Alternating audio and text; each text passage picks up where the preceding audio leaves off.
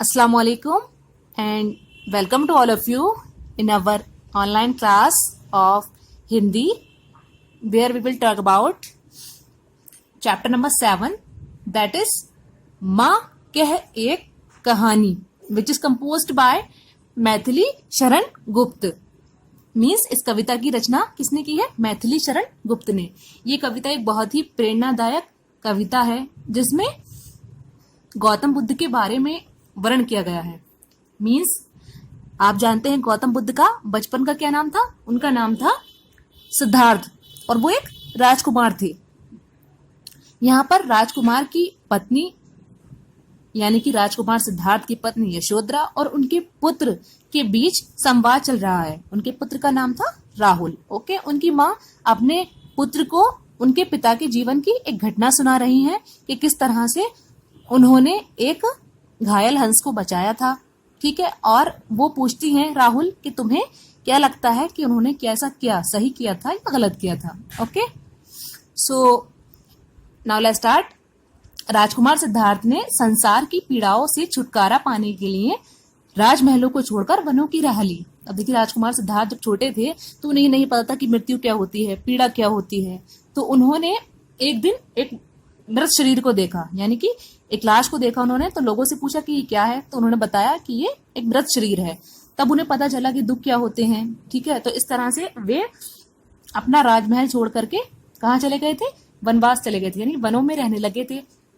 वहां पर ही उन्हें ज्ञान की प्राप्ति हुई थी. अपनी पत्नी अपने पुत्र को भी छोड़ गए थे वो वहां पर. अब यहाँ पर क्या, उनकी पत्नी अपने बेटे को क्या सुना रही है? उनके जीवन की घटना सुना रही है. I request to all the viewers, if you like the video then subscribe our channel and share this video with your friends and relatives. Thank you. Now let's start. Rahul क्या कहते हैं माँ से? माँ कह एक कहानी, राजा था या रानी. माँ कह एक कहानी. माँ एक कहानी सुनाओ जिसमें राजा था या रानी थी. माँ एक कहानी सुनाओ, राहुल माँ से कहते हैं. तब माँ कहती हैं, तू है हटी मानधन मेरे, सुन उपवन में बड़े सवेरे, तात भ्रमण करते थे तेरे, जहां सुरभि मनमानी. तू है हटी, तू है यानी कि जिद्दी, मानधन मेरे, मेरे प्रिय पुत्र, सुन उपवन में बड़े सवेरे. अब सुन उपवन में यानी कि बागों में कहते हैं गार्डन को. बड़े सवेरे सुबह सुबह, तात मीन्स तुम्हारे पिता भ्रमण कर रहे थे जहां सुरभि, सुरभि मीन्स खुशबू, मनमानी यानी कि चारों तरफ फैली हुई थी. जहां सुरभि मनमानी, हाँ माँ यही कहानी. देखिए राहुल कहते हैं माँ जहां पर सुरभि चारों ओर फैली हुई थी खुशबू, हाँ मुझे यही कहानी सुननी है. माँ कहती हैं, बड़बड़ के फूल खिले थे, झलमल कर हिम बिंदु मिले थे, हल्के झोंके हिले मिले थे, लहराता था पानी. बड़बड़ यानी कि रंग रंग के फूल खिले थे, झलमल कर हिम बिंदु मिले थे. हिम बिंदु मतलब ओस की बूंदें झिलमिला रही थी, जहां पर हल्के झोंके हिले मिले थे और हल्की हल्की बूंदें जो वहां पर लहरा रही थी. पानी की बूंदें जो उस पर, किस पर? ओस की बूंदें जमीन पर, घास पर लहरा रही थी और चमक रही थी. लहराता था पानी, हाँ माँ यही कहानी. माँ जहां पर पानी लहराता था, हाँ हाँ यही कहानी सुनाइए. आगे माँ कहती हैं, गाते थे खग सुमधुर स्वर में, सहसा एक हंस ऊपर से गिरा बिद्ध होकर खरशर से, हुई पक्षी की हानि. अब देखिए, गाते थे जहां पर खग यानी कि पक्षी, सुमधुर, सुमीस होता अच्छा, मधुर मीन्स मीठा, मीठे स्वर में, आवाज में. सहसा एक हंस ऊपर से, सहसा तभी अचानक एक हंस ऊपर से गिरता है.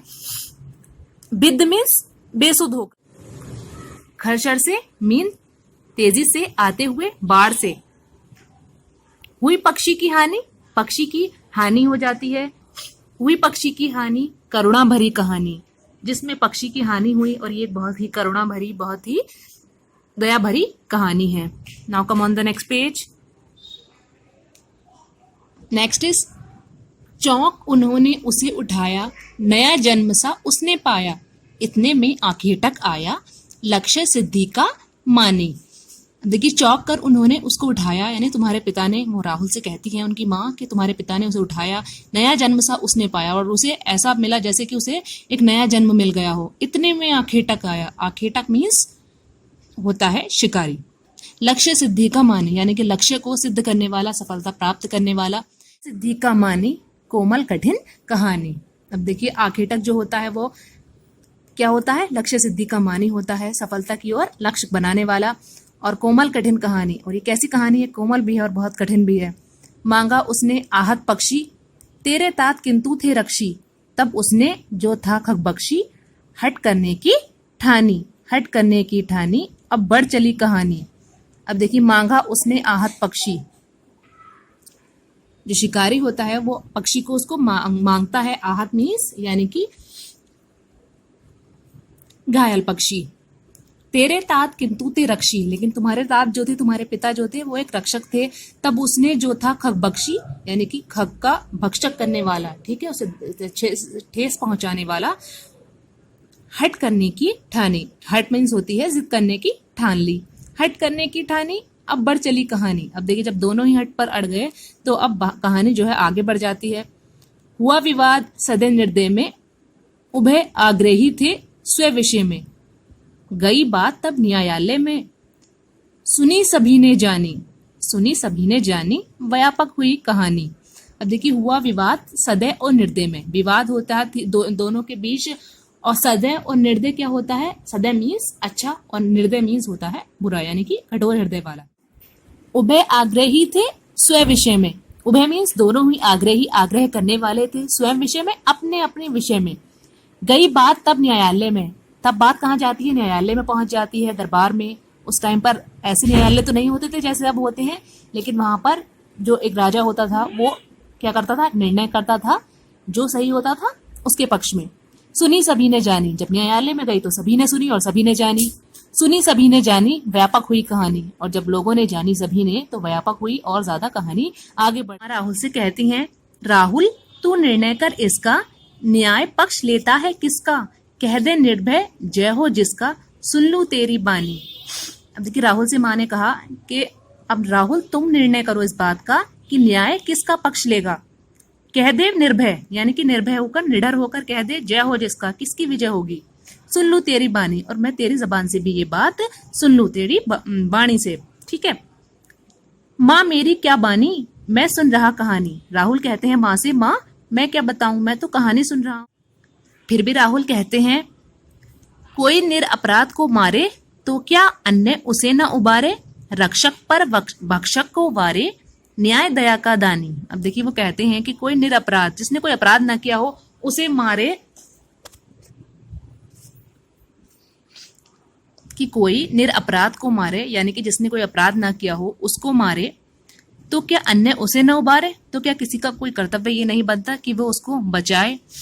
रक्षक पर भक्षक को वारे, रक्षक पर यानी कि रक्षा करने वाले पर, भक्षक यानी मारने वाले को वार दे, न्याय दया का दानी, और यही न्याय है, यही दया है, ठीक है। वो आगे कहते हैं, न्याय दया का दानी, गुनी का मतलब होता है तूने ही इसके महत्व को अब समझ लिया है। माँ कहती हैं कि तुमने इस उत्तर को देकर मुझे एहसास हो गया है कि तुमने इस कहानी के महत्व को समझ लिया है।